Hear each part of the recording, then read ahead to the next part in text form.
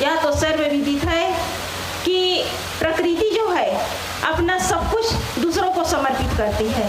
नदियाँ बहती है दूसरों के लिए, फल में वृक्ष आते हैं तो उसे दूसरे लोग ही उसका उपयोग करते हैं। वृक्ष की छाया औरों के लिए है, वृक्ष की छाया वृक्ष के लिए नहीं है, वो दूसरों के लिए है। फूलों में जो सुगंधी है वो दूसरों के लिए है। प्रकृति का एक एक कण हमें संदेश देती है कि फूलों जैसा अपने जीवन को सद्गुणों से सुगंधी बना लो। फूल जब खिलते हैं तो कितना सुंदर लगता है, उसी प्रकार यदि हमारा जीवन भी हंसते मुस्कुराते हुए बीत जाए तो जीवन कितना अच्छा लगेगा। हम भी सुखी, औरों को भी हम सुख दे सकते हैं।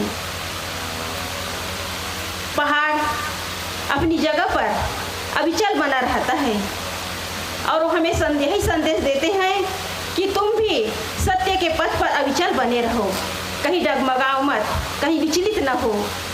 तो इस तरह प्रकृति जो है हम सबको यही संदेश देती है कि हम अपने जीवन में प्रकृति के समान जीना सीखें, औरों के लिए जीना सीखें, देना सीखें। देने का मतलब है प्रेम बांटना सीखें, यही मानवता है। यदि हमारे अंदर प्रेम नहीं तो हमारा जो जीवन है प्रेम के बिना नीरस हो जाएगा।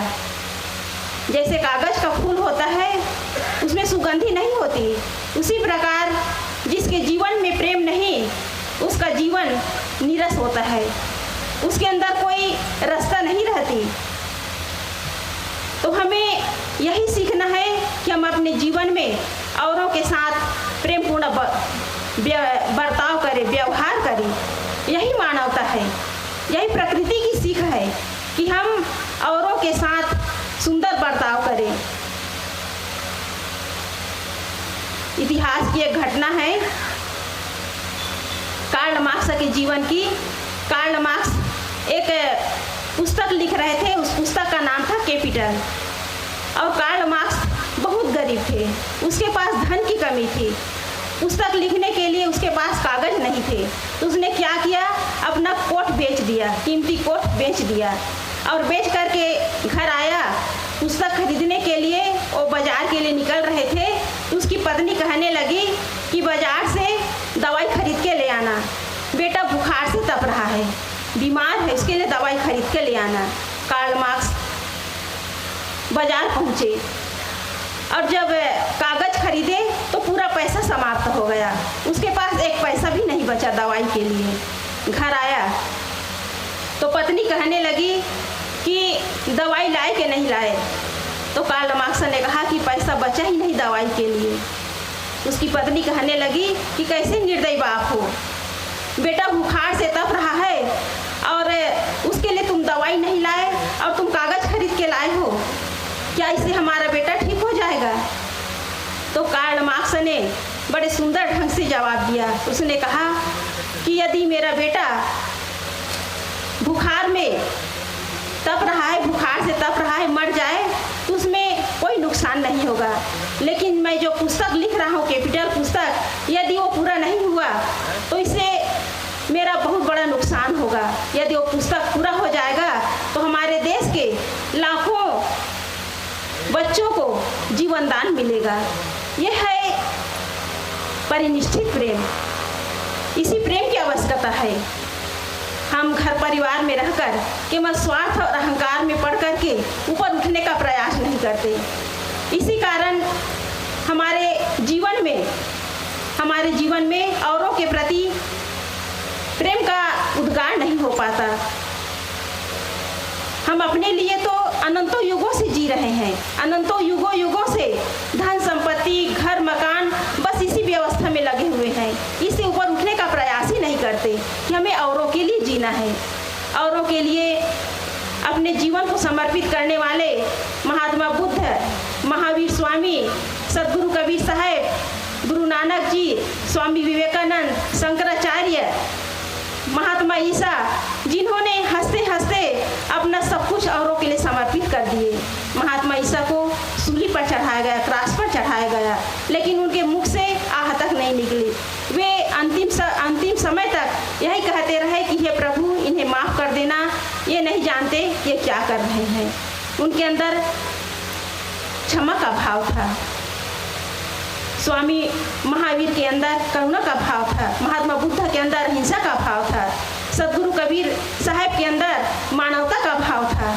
यदि इसी भाव में हम भी अपना जीवन जीने का प्रयास करें तो हमारा जीवन स्वर्ग बन जाएगा। इसलिए हमारा जीवन एक खुली किताब है, इसे हम पढ़ना सीखें कि हम कैसे जी रहे हैं, हमारा जीवन किस ओर जा रहा है। यदि हमारे अंदर ईर्ष्या है, द्वेष है, घृणा है, नफरत है, तो समझ लो कि हमारा जीवन नर्क की ओर जा रहा है। हम मानव जीवन पा करके भी पशुता से भी नीचे जीवन जी रहे हैं। पशु जो है एक दूसरे के साथ बैरभाव नहीं पालते, एक दूसरे के साथ कटुता का व्यवहार नहीं करते, किसी के धन का वे शोषण नहीं करते, किसी का हक नहीं छीनते। लेकिन मनुष्य ऐसा प्राणी है जिसके अंदर विवेक है, सद्बुद्धि है, सद्विचार है, लेकिन वे अपनी समझ के दुरुपयोग के कारण, गलत समझ के कारण, दुर्बुद्धि के कारण अपने जीवन का दुरुपयोग करते हैं, अपनी शक्ति का दुरुपयोग करते हैं। इसलिए हमें विचार करना चाहिए कि सुंदर मानव जीवन मिला हुआ है, हम सबके साथ प्रेम पूर्ण बर्ताव करते हुए हम इस मानव जीवन को सार्थक बनाएं और सही मायने में एक इंसान बनकर जीना सीखें। तो सदगुरु कबीर साहब जी की वाणी के आधार पर कि पोथी पढ़ी पढ़ी जगमुआ, पंडित भया न कोय, ढाई आखर प्रेम का पढ़े सो पंडित होए। जो ढाई आखर के प्रेम को पढ़ लेता है, प्रेम को अपने हृदय में उद्गार कर लेता है, प्रेम पूर्ण व्यवहार अपने घर परिवार और समाज में उद्घाटित कर लेता है, उसी का जीवन धन्य है।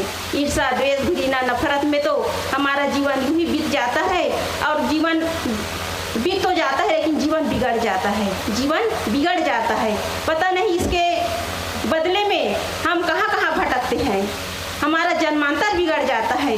इसलिए अपने जन्म और मरण को सुधारने के लिए हम प्रेमपूर्ण व्यवहार करें, अपने घर परिवार में हम अच्छा संस्कार अर्जित करें, हम सुख से जिए, औरों को भी सुख से जीने के लिए एक आदर्श स्थापित करें। बस इतना ही कहकर मैं अपनी वाणी को विराम देती हूँ। बोलिए सद्गुरुदेव की जय। कबीर खड़ा बाजार में सबकी मांगे खैर, ना काहू से दोस्ती ना काहू से बैर। ऐसा प्रेम था सदगुरु कबीर साहब का, जो पूरी मानवता के लिए था, पूरे जगत के लिए था। जय जीव जय जगत, ये नारा उनके भाव से निकल कर के आता है।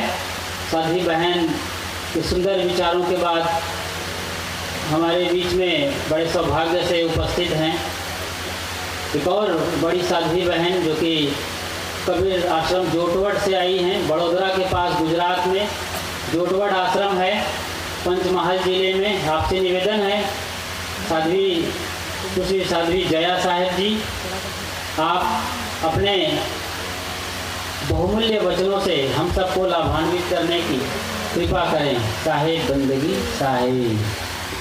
आपका पावन गांव चिमरी एक बार फिर समस्त संत गुरुजनों का स्वागत और अभिनंदन कर रहा है। ये वो गांव है जहां पर पारक सिद्धांत को नया फ्लेवर मिला और बड़ी तेजी से अंचल और छत्तीसगढ़ भर में पारक सिद्धांत फैल गया। उस गांव में हम बैठे हुए हैं। जी साहेब बोलिए सद्गुरुदेव की जय।